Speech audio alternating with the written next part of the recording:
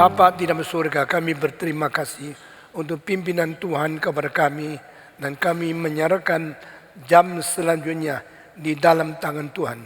Kiranya Engkau sendiri memimpin dan memberkati setiap kami, sehingga kami boleh melihat dan mendengarkan firman Tuhan di dalam menguatkan kami dan memimpin hidup perjalanan rohanian dan juga pelayanan kami demi memuliakan Tuhan. Dengar doa kami yang kami panjatkan dalam nama Yesus Kristus, penebus dan juru selamat kami yang hidup. Kami sudah berdoa. Amin. Saudara-saudara, kita membaca kitab suci dari 1 Korintus pasal ke-13. Kita akan membaca bersama-sama dari ayat yang ke-7. 1 Korintus pasal ke-13. Setelah mendapatkan, mari kita membaca bersama-sama ayat yang ke-7. Saya membaca ayat 5 dan 6, 7 semua membaca. Ia tidak melakukan yang tidak sopan dan tidak mencari keuntungan diri sendiri. Ia tidak pernah dan tidak menyimpan kesalahan orang lain. Ia tidak bersuka cita karena ketidakadilan, tetapi karena kebenaran. Semua membaca ayat keempat, ayat ke-7. 1, 2, 3. Ia menutupi segala sesuatu, percaya segala sesuatu, mengharapkan segala sesuatu, sabar menanggung segala sesuatu. Saya membaca sekali lagi ayat ke-7. Ia menutupi segala sesuatu, percaya segala sesuatu, mengharapkan segala sesuatu, sabar menanggung segala sesuatu. Ini adalah mengenai positifnya cinta kasih. Dari ayat 1, ayat kedua, ketiga, Paulus berbicara tentang negatifnya. Apa itu bukan kasih? Lalu 4 sampai ayat 8, apa itu sebenarnya adalah kasih?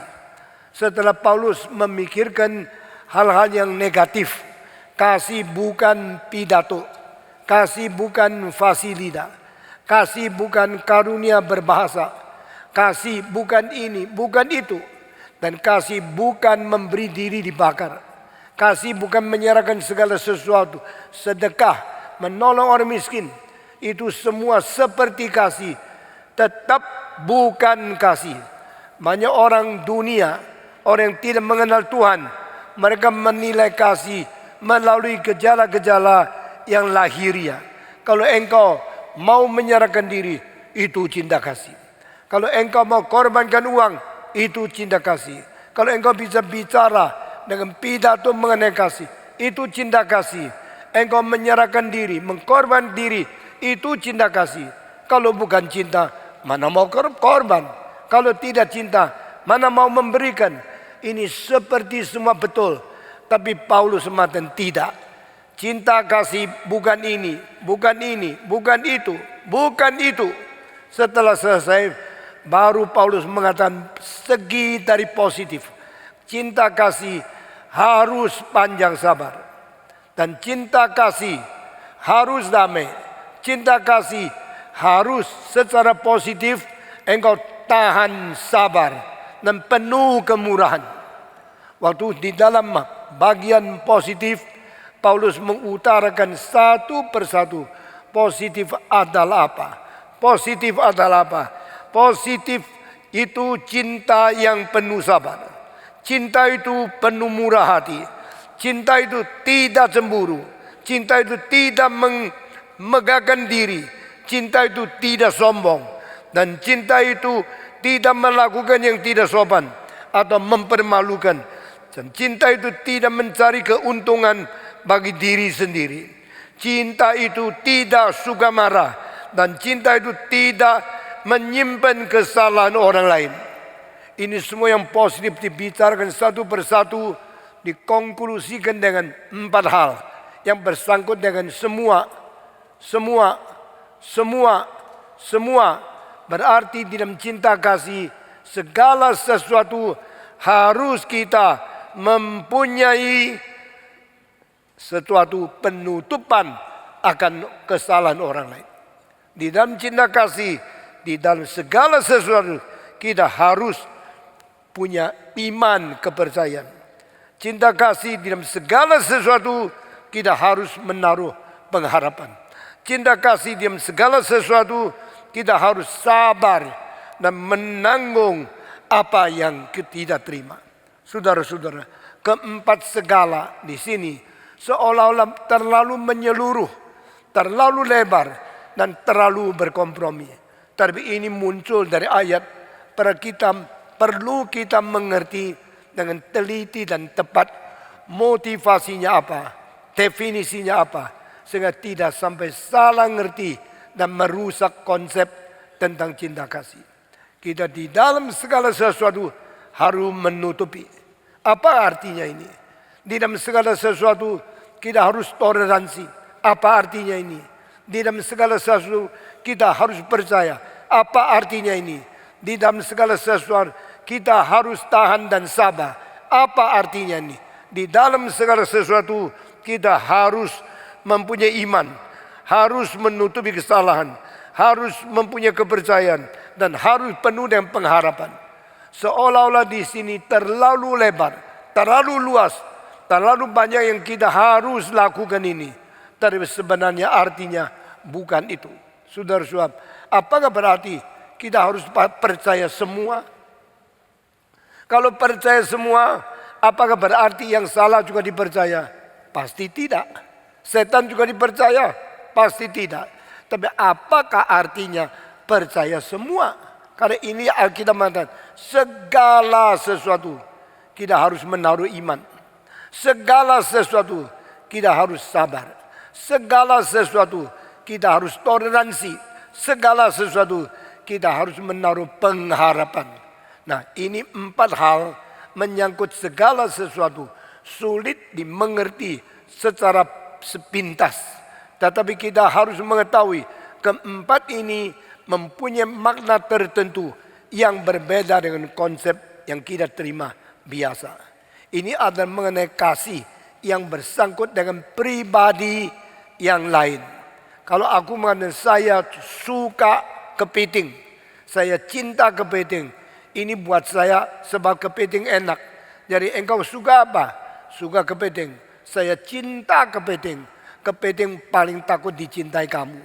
Karena begitu engkau cinta, engkau ingin membunuhnya. Karena kepiting enak. Saya suka kepiting, berarti kepiting harus mati untuk saya. Di dalam hal ini sukamu merugikan. Sukamu membunuh. Sukamu membahayakan. Saudara, cinta bisa merugikan orang lain? Bisa. Cinta bisa membunuh yang lain? Bisa. Kalau cintanya bukan pengertian yang sesungguhnya, dan cinta itu cinta apa? Tidak didefinisikan.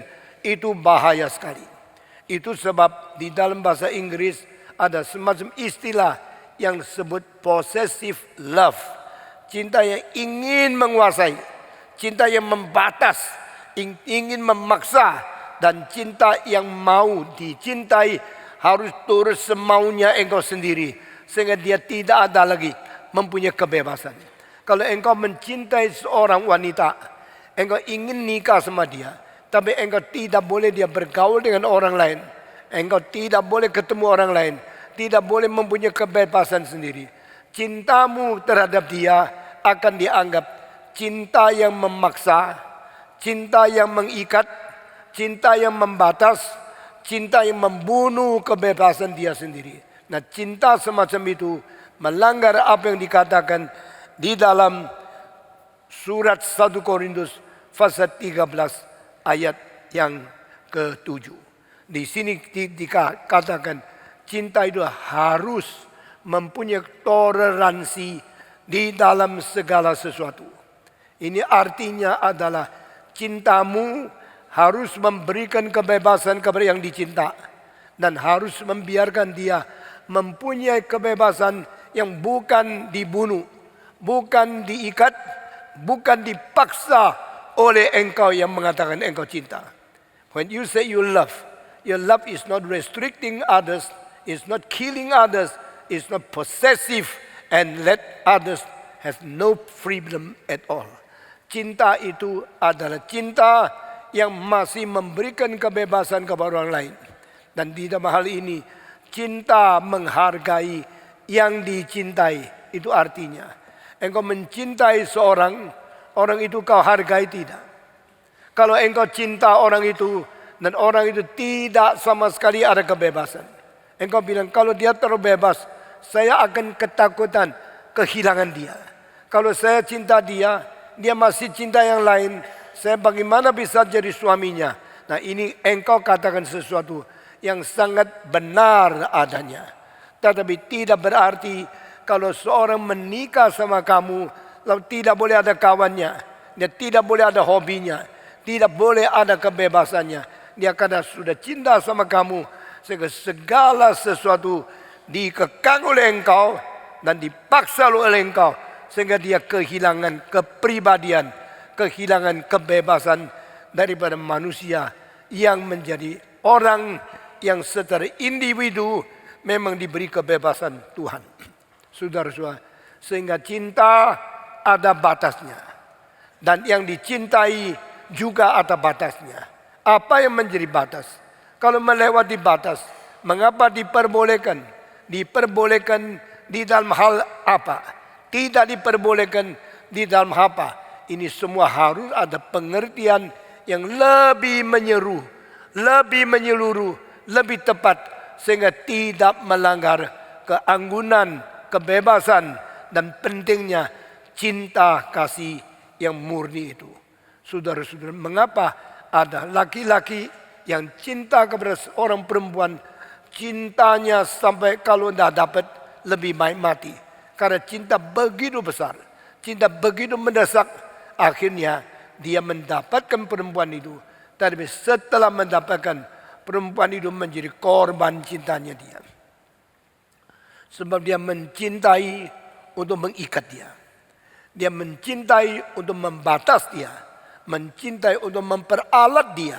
Cinta hanya satu metode yang dipergunakan. Untuk yang dicintai harus melayani dia, menjadi seperti budak kepada dia. Ini cinta yang bahaya.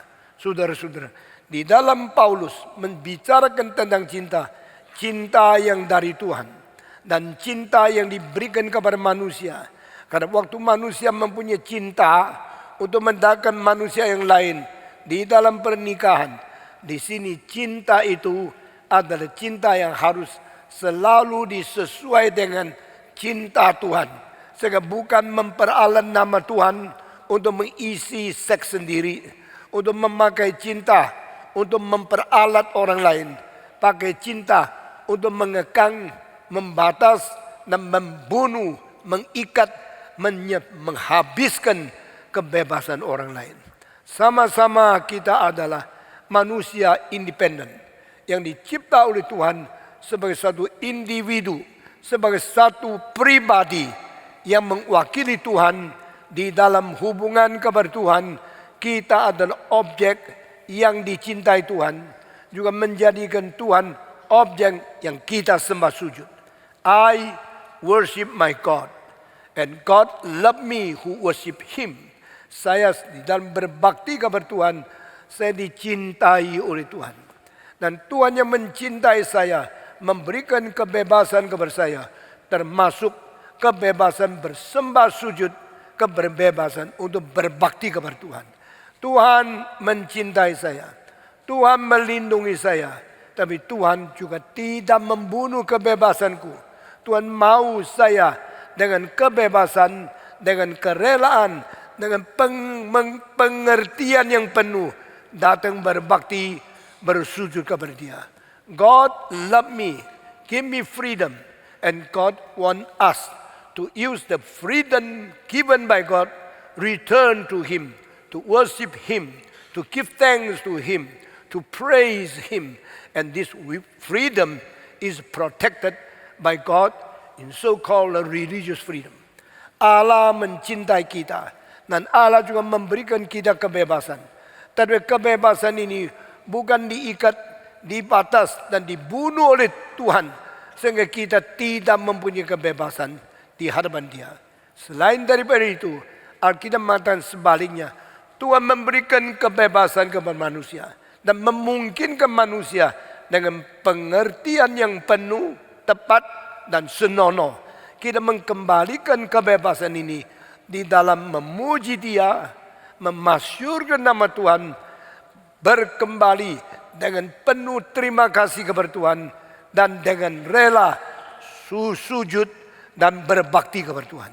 Dengan rela sujud berbakti kepada Tuhan, kebebasan kita diberikan oleh Tuhan sesudah hak istimewa yang kita sebut sebagai hak kebebasan beragama.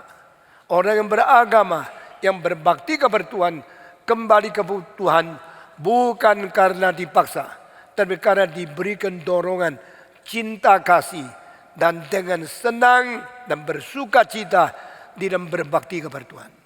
Jikalau kebebasan agama bukan keluar dari kerelaan, maka kebebasan agama itu kebebasan yang tidak ada artinya.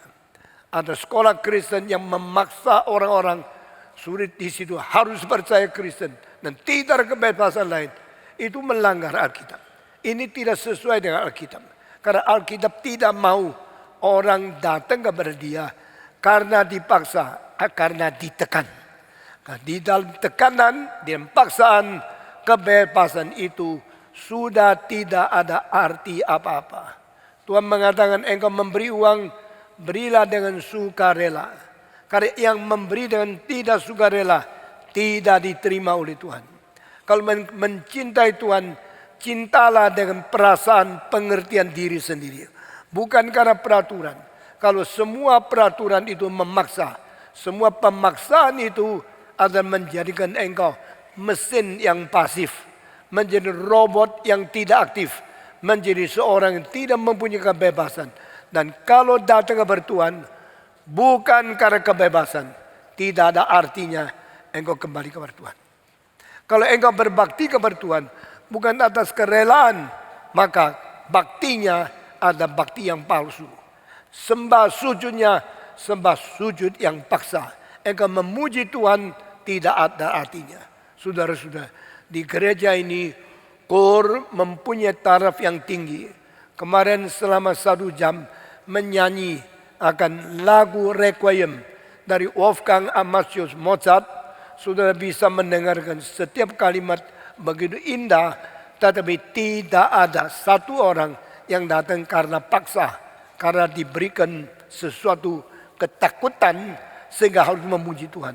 Mereka atas kerelaan sendiri mau memuji Tuhan. Atas kerelaan sendiri mau mengikuti peraturan. Dan pelatih KOR sangat keras minta mereka menghafal setiap kalimat yang dinyanyikan. Ini tidak gampang. Kalau hafal pakai bahasa Indonesia masih gampang.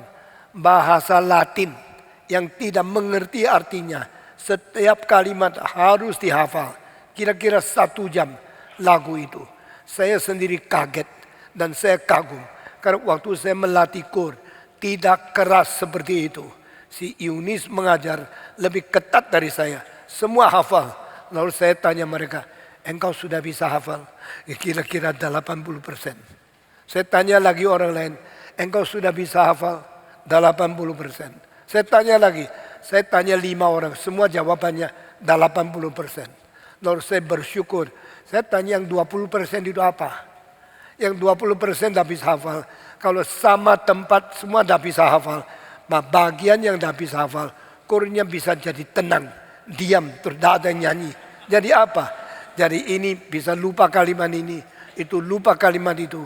Sehingga seluruh lagu 100% ada sebagian orang masih ingat.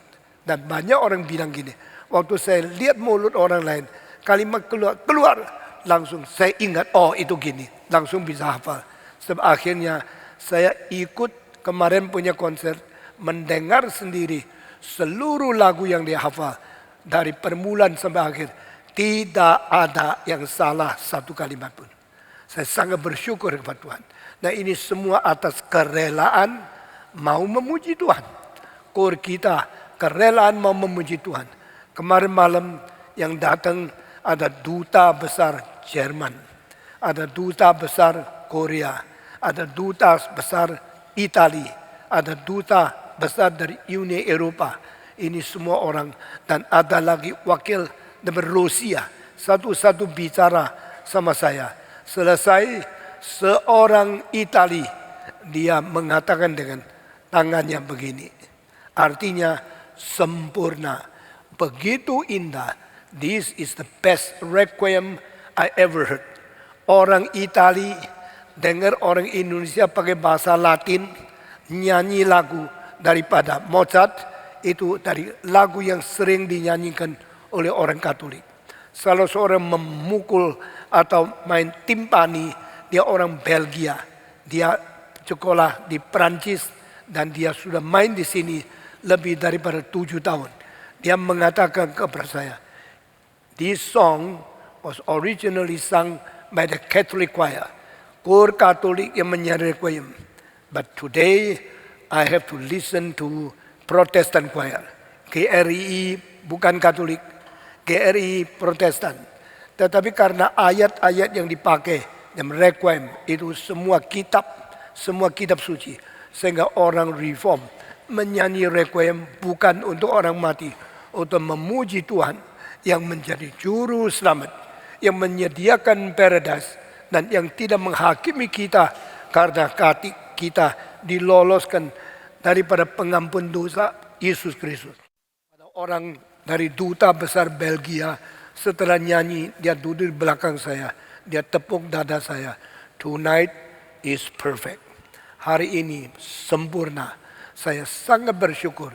Dan mereka bicara, kita sering mendengar requiem, tapi inilah requiem yang dinyanyikan yang terbaik yang kita pernah dengar. Saya sangat bersyukur sehingga dunia mulai menerima musik daripada gereja reform dan gerakan reform. Kita diterima di Taiwan dengan sangat baik, diterima di Taipei dengan sangat baik, kita diterima di Hong Kong dengan sangat baik, kita diterima di Singapura dengan seluruhnya penuh, dan 2 minggu lagi kita akan memberikan konser kita yang dinyanyikan di Auckland di New Zealand, yang dinyanyikan Christchurch di New Zealand, yang dinyanyikan di Sydney di New Zealand, dinyanyikan di Perth di New Zealand di Australia, dan dinyanyikan di Melbourne di Australia Timur. Saudara-saudara, Tuhan memberkati kita. Saudara-saudara, cinta itu atas rela. Kalau engkau nikah dengan istrimu, engkau tanya dengan istrimu, aku mencintai engkau, engkau terima cintaku? Dia bilang, aku menerima. Lalu engkau tanya, kalau sudah terima cintaku, aku juga menerima cintamu. Sekarang saya tanya, engkau cinta aku sebagai suamimu, cinta dengan rela tidak? Kalau dia mengatakan cinta tapi tidak rela, cilaka kamu. Saudara-saudara, cinta yang tidak rela itu pasti tidak bahagia. Kalau cinta harus penuh dengan kerelaan. Karena kerelaan itu menjadi dasar cinta yang sehat. Kalau cinta dengan paksa, cinta karena ketakutan, itu cinta robot, itu cinta yang tidak disenangi oleh Tuhan. Mengapakah Tuhan memberikan manusia hak, kebebasan, kekuatan, dan daya mungkin memberontak dia? Karena Allah tidak mau menciptakan robot. Allah mencipta Adam, memberikan Adam kemungkinan melawan dia, memberikan Hawa kemungkinan untuk memberontak dia. Tapi Allah membiarkan Adam dan Hawa yang meskipun mungkin memberontakkan dia, tapi dia tetap memberikan Adam dan Hawa kemungkinan mempunyai kerelaan mencintai Tuhan. Itu sebab pada waktu manusia berontak, pada waktu manusia melawan, manusia tidak sesuai dan tidak turut perintah Tuhan Allah. Allah tidak paksa untuk dia percaya. Allah tidak memaksa dia harus kembali beriman kepada Tuhan. Allah menunggu dia bertobat, menunggu dia mengerti, menunggu dia rela kembali kepada Tuhan, baru melalui iman kembali mencintai Tuhan. Nah, inilah sebab di sini Paulus mengatakan, apa itu cinta? dibicarakan 4 hal tentang cinta adalah toleransi di dalam segala sesuatu. Cinta adalah percaya di dalam segala sesuatu. Cinta adalah mengharap di dalam segala sesuatu. Cinta adalah tahan sabar di dalam segala sesuatu. Saya tadi sudah berkata yang disebut segala sesuatu tidak berarti memperbolehkan apa saja. Yang benar boleh terjadi, yang salah boleh terjadi. Pokoknya beri kebebasan secara mutlak, tidak boleh diganggu. Bukan demikian. Ada kebebasan tetapi tidak dipaksa. Kalau tidak dipaksa, tidak berarti boleh percaya segala yang salah, ditoleran segala sesuatu. Bukan artinya itu.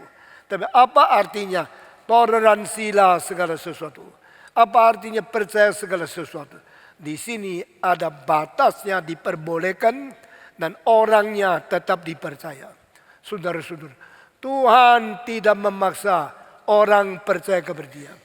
Tuhan tidak menjadikan kita robot sehingga diatur, diprogramkan dan dijadikan kita tidak bisa ada kebebasan sendiri kecuali semua mengikuti apa yang sudah dikomputerisasikan Tuhan kepada kita. Itu bukan ciptaan Tuhan. God never built a robot. God never create a man without freedom. Allah menciptakan manusia yang ada kebebasannya. Ada kemungkinan berontak. Tapi Allah akan memakai kebenaran. Memimpin, mempengaruhi, dan memberikan inspirasi. Memberikan satu kesadaran sampai akhirnya kita datang kepada Dia. Karena kuasa Tuhan lebih besar dari kuasa yang mau melawan Tuhan. Sehingga manusia yang meskipun boleh melawan Tuhan, tapi akhirnya tak kuat melawan. Karena kuasa Tuhan menarik kita datang kepada Dia lebih besar dari kuasa kita untuk tidak mau ditarik oleh Dia. Kuasa Tuhan menjadikan kita tergerak dan akhirnya kita dimotivasikan, kita diinspirasikan, dan kita ditarik oleh cintanya.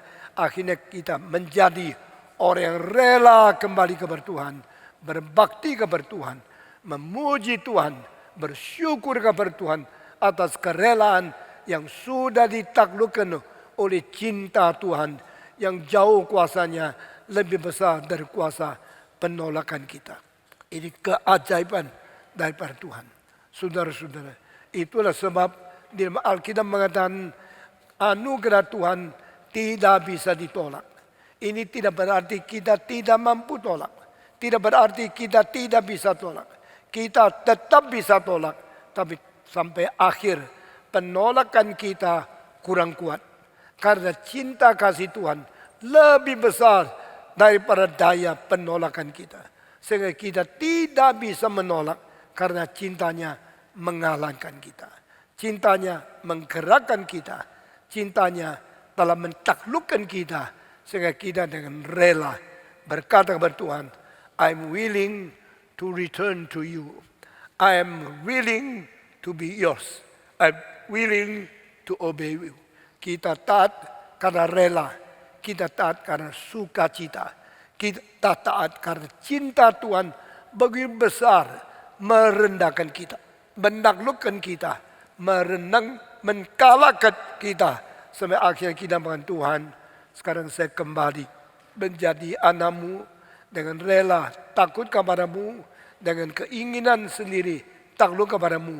Tolong pimpin saya, hari depan saya serahkan kepada Engkau. Waktu engkau menyerahkan diri kepada Tuhan, itu bukan karena paksaan Roh Kudus. Itu karena gerakan kekuatan Roh Kudus membuat engkau rela taat kepada Dia. Saudara-saudara, itu sebab di dalam cinta kasih yang sejati, khususnya di dalam suami istri, kita belajar bukan memaksa orang. Yang menjadi suami tidak memaksa istrinya mencintai dia, tapi menggerakkan sampai istrimu sangat rela mencintai suami. Karena suami begitu baik, begitu berhati besar sehingga merangkul istrinya dan menjadikan istri itu mempunyai penuh perasaan pengertian yang sungguh-sungguh rela mentaati akan suaminya. Barulah keluarga itu bahagia. Barulah keluarga itu berarti di dalam cinta satu dengan lain. Saudara-saudara, God is love. Allah itu kasih adanya. But God is not a dictator. Allah bukan diktator. Allah itu kasih adanya. Allah bukan penipu. Allah itu kasih adanya. Allah bukan posesif.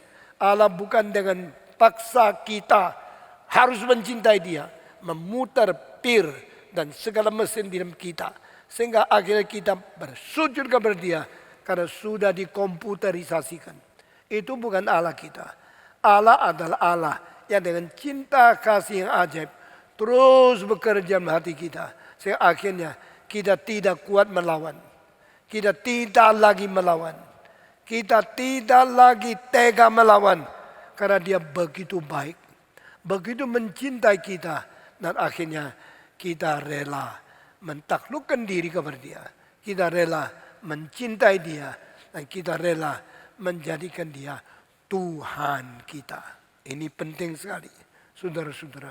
Di sini dikatakan 4 hal. Pertama, engkau harus menutupi segala sesuatu. Sebagai seorang ibu yang mempunyai anak yang dilahirkan sendiri. Apa yang engkau berkata? Engkau adalah dilahirkan oleh saya. Turut saya. 100%. Dengar saya. Saya ngomong apa? Tidak boleh lawan. Karena aku mencintai engkau. Engkau kalau pakai sikap begini. Makin engkau cinta dia dengan cara yang salah ini. Makin dia memberontak. Makin dia melawan. Akhirnya hubungan ayah ibu dengan anak yang dilahirkan akan rusak sama sekali. Tidak ada orang dengan cinta paksa bisa mempunyai kemenangan di dalam keluarga. Tidak ada orang yang mempunyai cinta yang menjadikan yang dicinta itu budak, dipaksa untuk taat kepada kamu. Akhirnya mengalami kebahagiaan. Kebahagiaan itu adalah melalui cinta kasih yang membujuk, menarik, menginspirasi, memberikan satu pernyataan, memberikan kesadaran yang ditimbulkan di dalam pribadi yang dicintai. Yang dicintai menjadi mengerti. Yang dicintai disadarkan. Yang dicintai digerakkan. Sudah digerakkan, engkau merasa cintamu agung.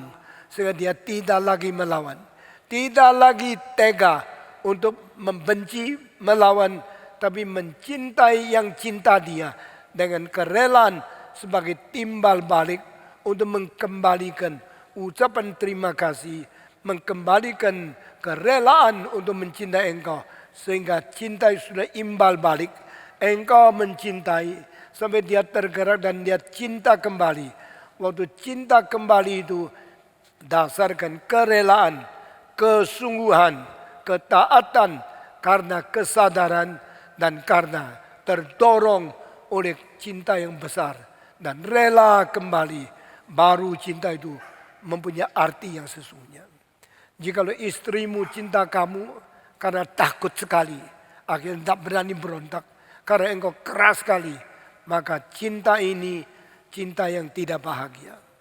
Jikalau istrimu cinta kamu karena tergerak oleh cintamu sebagai suami yang begitu indah, suami yang begitu penuh kasihan, pengertian, sehingga dia mati bagimu pun rela, dia mati menjadi hambamu pun rela, engkau akan mendapatkan suatu imbalan yang jauh lebih besar daripada engkau pakai uang beli banyak budak melayani engkau. Karena cinta itu melampaui akan perbudakan. Cinta itu melampaui akan harga yang banyak. Cinta itu lebih tinggi daripada upah yang kau berikan kepada semua pegawai yang kau bisa pakai. Di dalam cinta kasih yang sejati itu adalah melampaui semua perbudakan, semua pemanfaatan, semua harga yang engkau boleh pakai untuk mengundang pegawai ribuan. Karena cinta kasih yang sejati mengimbali ini, dan di situ tidak ada lagi ukuran atau ada sesuatu perbandingan yang bisa dipersamakan dengan cinta yang penuh sukarela. Saudara-saudara, itulah caranya Tuhan terhadap orang yang dicintai Dia. Tuhan mengasihi manusia dan Tuhan tidak pernah memaksa manusia. Tuhan mencipta manusia dan Tuhan tidak pernah membuat kita sebagai robot. Tuhan mengasihi kita dan Dia mengasihi kita terlebih dahulu. Bukan melalui ikatan tanggung jawab. Engkau, saya cipta, engkau harus kerjakan ini. Karena saya sudah cipta engkau harus membalas cinta kasihku dengan melakukan kewajiban ini, itu. Ini beban berat yang saya taruh di atas kamu. Saudara-saudara, itu Firaun. Itu bukan Tuhan. Firaun memecut, Firaun memaksa, Firaun memperbudak Israel. Sehingga Israel sambil makan enak-enak, hatinya tetap benci kepada Israel. Karena Firaun tidak memakai orang Israel sebagai anak, tapi pakai mereka sebagai budak. Memaksa mereka benci kepada itu. Tapi Tuhan tidak begini. Tuhan mengatakan, aku mengasihi engkau dengan cinta kasih yang abadi. Sehingga orang Israel jadi budak dari Firaun, mereka penuh kebencian. Setelah waktu sampai mereka keluar, mereka tidak ingin kembali ke Mesir lagi. Meskipun Mesir kasih makanan, dagingnya banyak, makanan enak, tapi statusnya budak. Tuhan mengatakan, engkau anakku, aku menjadikan engkau milikku. Waktu mereka berada di taman, di dalam tanah pasir, di dalam semua kesulitan, di dalam itu di dalam padang pasir, di dalam gunung dan di dalam tempat yang begitu susah, tapi Tuhan mengasihi mereka dan mereka cuma dikasih mana. Mana itu tidak ada rasa apa-apa. Mana cukup makan, mana bikin mereka kenyang, mana tidak terlalu enak. Dulu di Mesir makan enak-enak, tetapi kedudukan adalah budak. Sekarang Tuhan membebaskan mereka dan memberikan mereka makan secukupnya dengan keadaan kurang enak, tapi mereka rela. Mereka mengikut Tuhan, menjadi Tuhan Bapa mereka. Tuhan menjadikan mereka anak Bapa. Jadi Tuhan mengatakan, yang bukan anakku, aku jadikan mereka anakku. Aku menjadikan diri Bapa mereka. Mereka menyebut diri anakku dan aku Bapanya. Hubungan antara Bapa dan anak jauh lebih indah daripada tuan dan budak. Hubungan antara Bapa dan anak ada cinta kasih di dalamnya.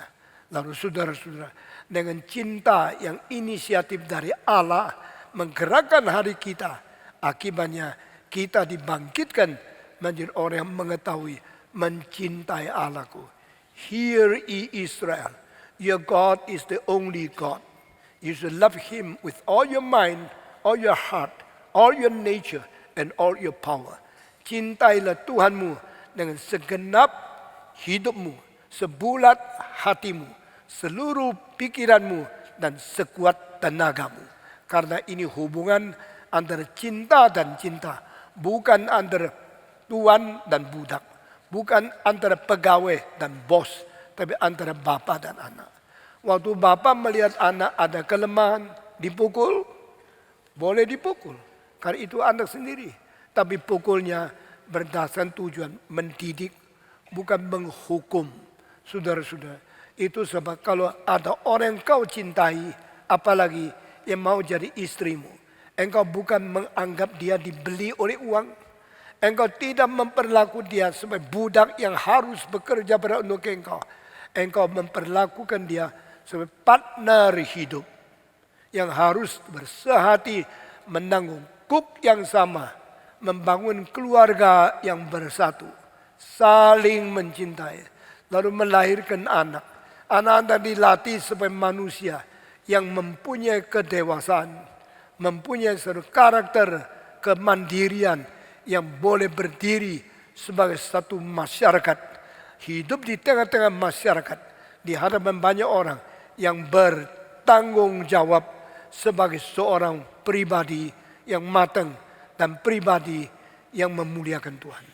Saudara-saudara, itu di dalam kekeluargaan, di dalam mendidik anak, di dalam suami istri, di dalam saling mencintai.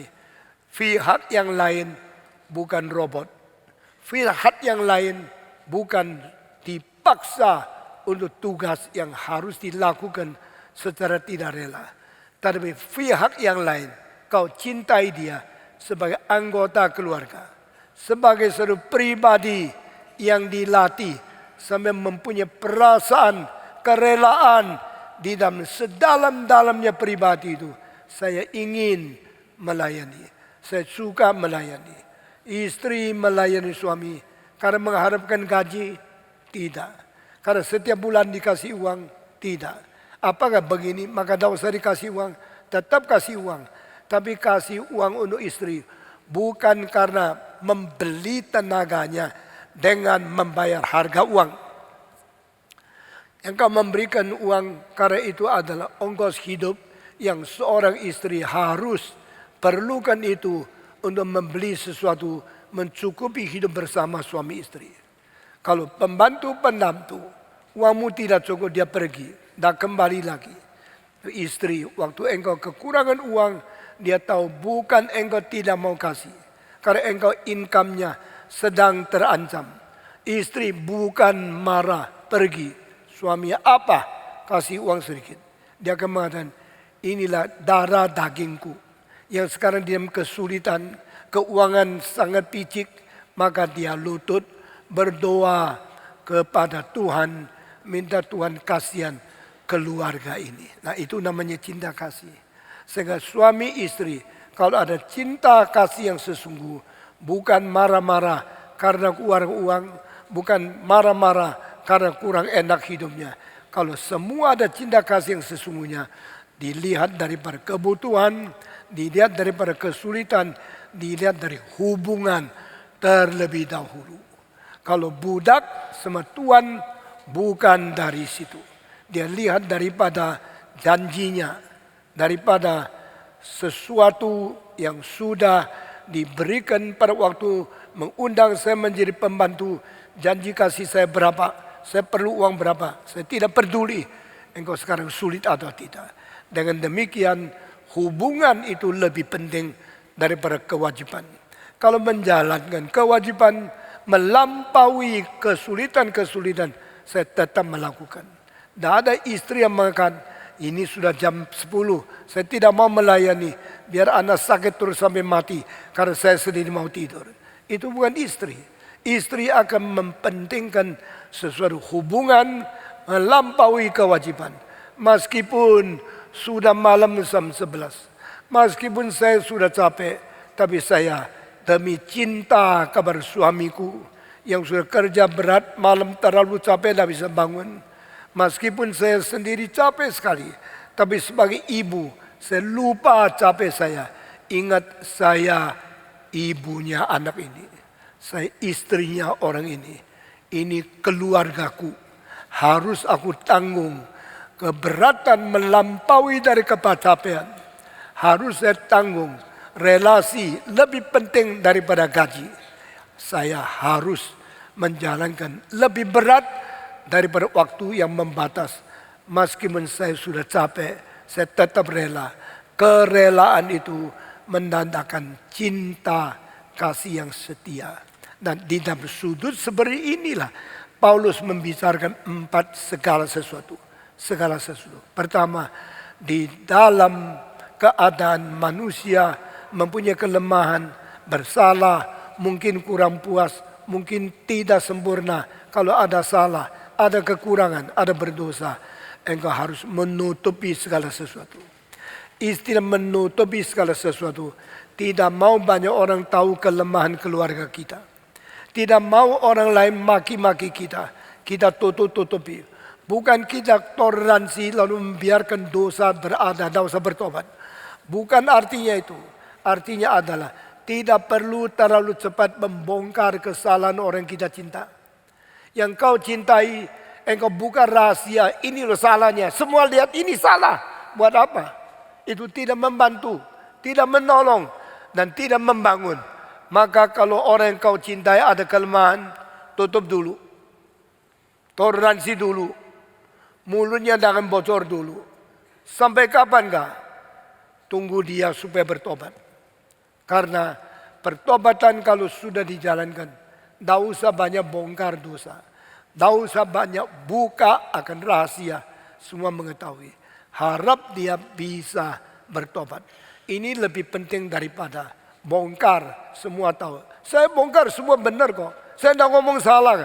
Tidak salah. Tapi kurang cinta kasih.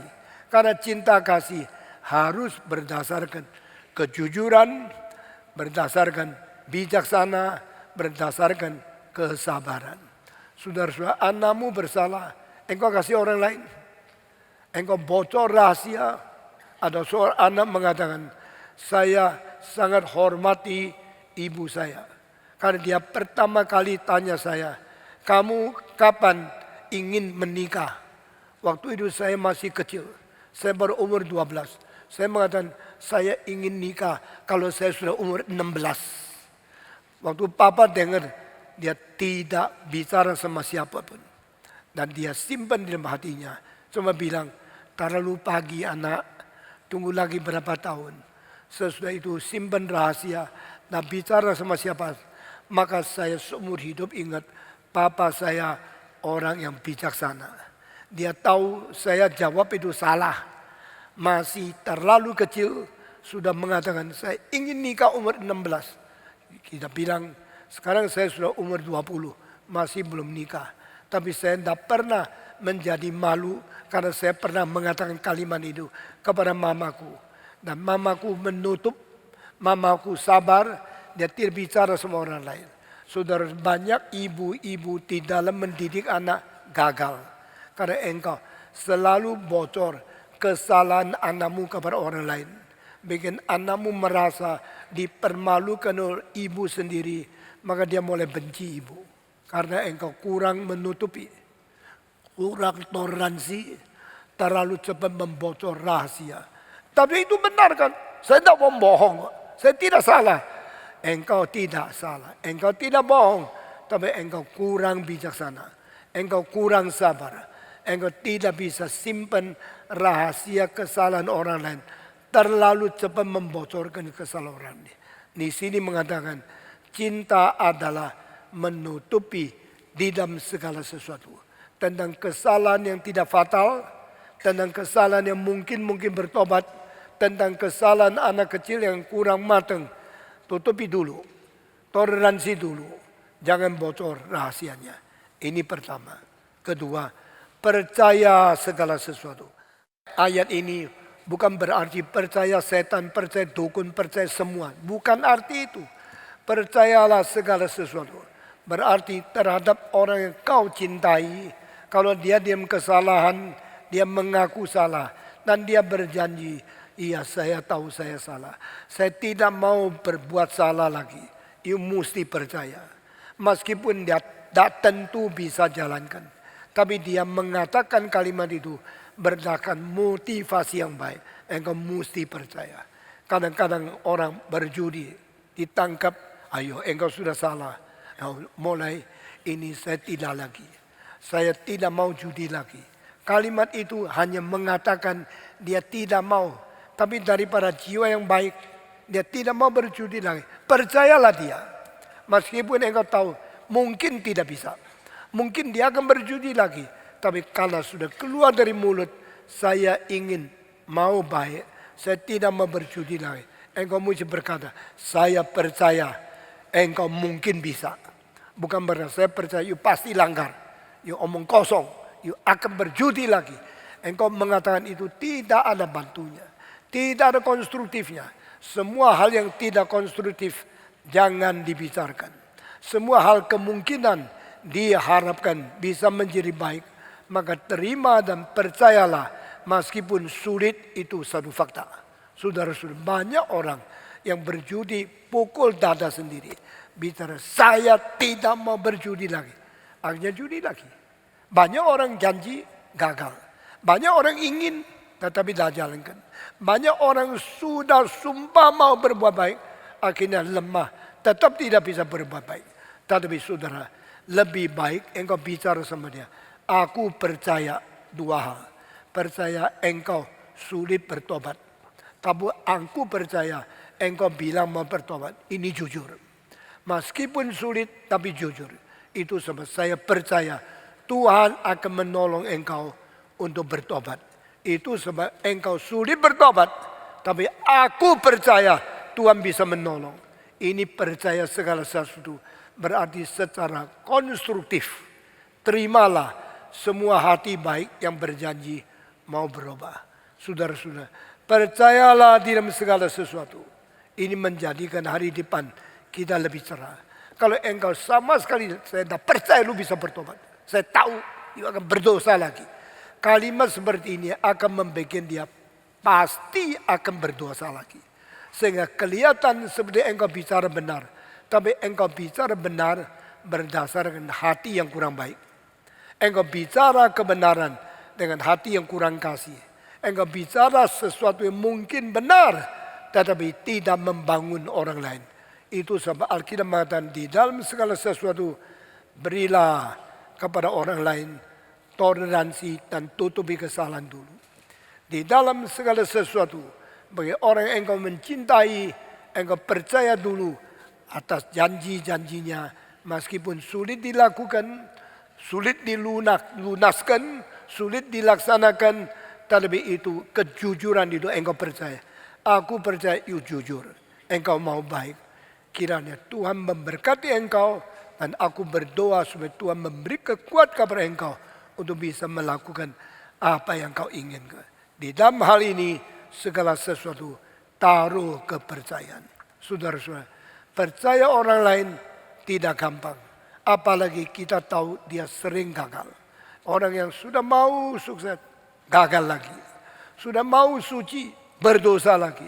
Sudah mau berhenti, berjudi lagi. Akhirnya dia bilang, enggak, aku sudah tidak percaya. Orang seperti kamu, tak mungkin engkau bertobat. Saya tahu engkau pasti berdosa lagi.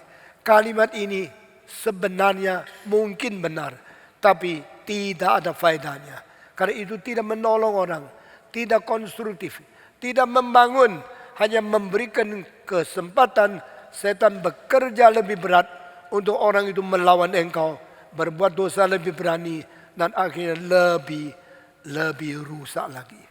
Saudara-saudara, di dalam hubungan antara pribadi pertama kepada pribadi objek yang kedua, itu perlu satu kepercayaan yang menjadi ikatan hubungan yang optimistik untuk menciptakan hari depan yang lebih mungkin positif adanya. Itu sebab kita mesti belajar. Belajar mengerti orang lain, percaya orang lain, belajar toleransi dan belajar konstruktif untuk mendorong orang lain di dalam maju. Saudara-saudara, banyak orang selalu kurang mengerti ini dan jatuh di dalam kekakuan yang sama sekali tidak memberikan lowongan untuk orang lain didorong untuk maju. Saudara-saudara, ada suami yang sangat tidak percaya istri. Selalu pikir istri mungkin menyeleweng atau percaya istri sama orang lain. Ada istri yang tidak percaya suami. Selalu ragukan suaminya cari perempuan yang lain. Kalau dia pulang mestinya jam 5, hari ini jam 8 baru pulang. Terus ditanya, lu kemana tadi? Tadi itu 3 jam di mana? Dia bilang 3 jam, ini macet 2 jam. Jangan omong kosong. You pergi cari perempuan siapa? Ditambah lagi satu kalimat. Mencurigai. Akhirnya rumah tangga itu makin rusak. Saudara-saudara, kadang-kadang suami lupa dia harus setia kepada istri. Lalu pergi menyeleweng sedikit. Tapi kalau engkau percaya penyelewengan itu lebih daripada sedikit. Lalu engkau besar-besarkan. Engkau telah memberikan kesempatan supaya setan bekerja lebih berat, suamimu lebih berani. Karena menemukan istri yang tidak percaya, ya sudah, saya makin lama makin menyeleweng. Jangan menjadi orang yang tidak berbijaksana. Saya tidak membela siapa. Kalau suami itu memang salah, tapi istri mesti berbijaksana. Bisa bikin lebih rusak, itu pekerjaan setan. Bisa bikin lebih baik, itu pekerjaan Roh Kudus. Roh Kudus mau membawa manusia kembali hidup suci. setan mau membuat besar keberanian manusia berbuat tidak suci. Maka engkau jangan dipakai iblis untuk merusak hubungan yang sudah rapuh menjadi lebih rusak lagi. Engkau harus menjadi seorang istri yang bijaksana, tidak menyinggung terlalu penting, terlalu banyak, atau kalau tidak perlu, sama sekali tidak menyinggung hal yang bisa menimbulkan keraguan, yang kekhawatiran, dan kerusakan. Barulah engkau dipakai oleh Tuhan. Saudara-saudara, menjaga kesucian pribadi itu mutlak dan penting sekali. Tapi menjaga hidup terus suci tidak gampang. Perlu kesabaran, ketekunan, kesetiaan, dan sungguh-sungguh sering ingat akan firman Tuhan di dalam hati kita. Manusia mungkin menyeleweng, manusia mungkin meleset, manusia mungkin lupa akan pimpinan Tuhan dan kesetiaan kepada Tuhan, sehingga bisa meleset, dan akhirnya setan bilang, "You sudah meleset, terus meleset. Kan enak toh? Engkau meleset, nikmatilah penyelewengan itu." Engkau mesti hati-hati. Jangan membiarkan setan menang. Jangan membiarkan kita terus menarik engkau. Dan yang menjadi istri mesti bijaksana. Ada satu cerita yang bagi saya sangat lucu. Suami yang kurang kepercayaan kepada istri.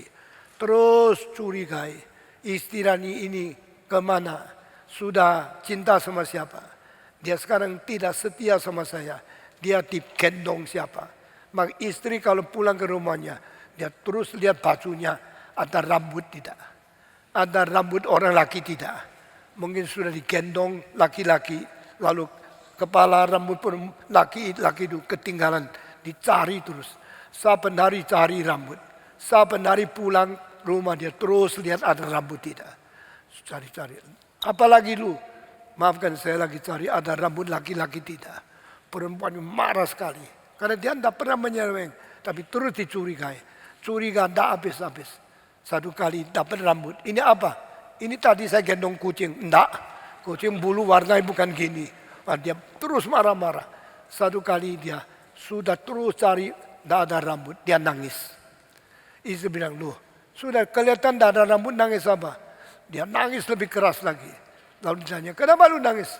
Saya baru tahu, lu digendong laki-laki yang gundul juga mau. Ini kali yang gendong kamu tidak ada rambut, maka tidak ada rambut di sini. Lu sama gundul juga mau. Sudah tidak ada, masih curiga lagi. Kalau terus curiga, tidak habis-habis. Saudara-saudara, manusia mempunyai kelemahan.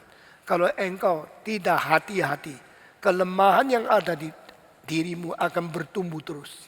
Itu sebab Alkitab mengatakan, mesti percaya di dalam segala. Berbahagialah kalau suami istri mempunyai kepercayaan yang 100%. Tetapi saudara-saudara, kadang-kadang tidak gampang.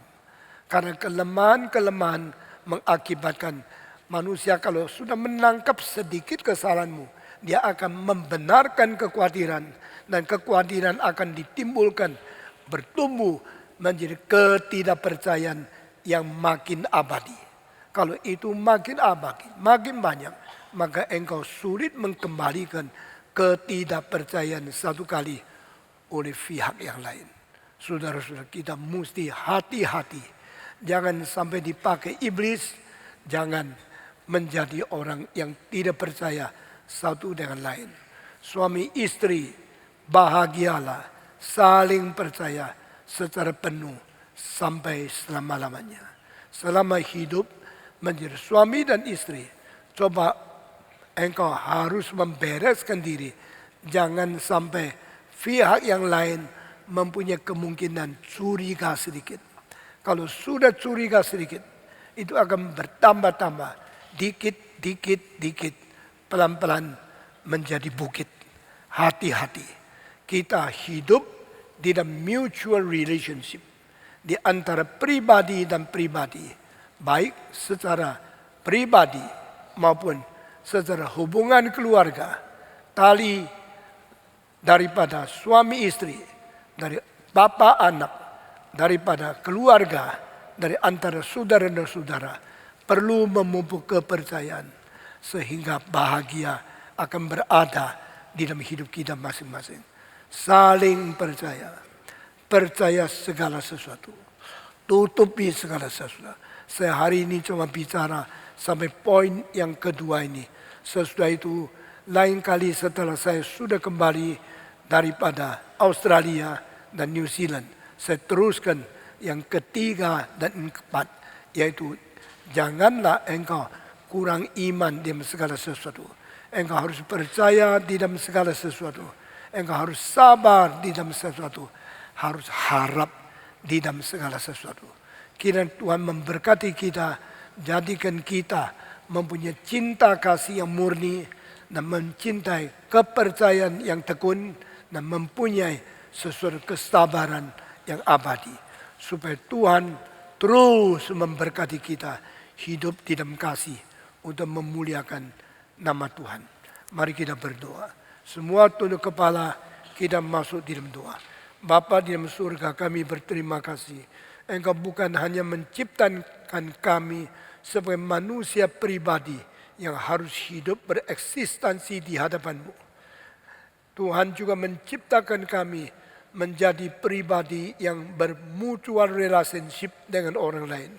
Kami dengan kawan, kami dengan rekan, kami dengan orang-orang di dalam masyarakat, kami dengan orang di dalam sepelayanan, kami dengan orang di dalam sekeluarga. Kami memerlukan cinta dari Tuhan yang memimpin kami di dalam menjaga hubungan yang baik. Tuhan pimpinlah kami, berkati kami, kami serahkan semua ini di dalam tangan Tuhan.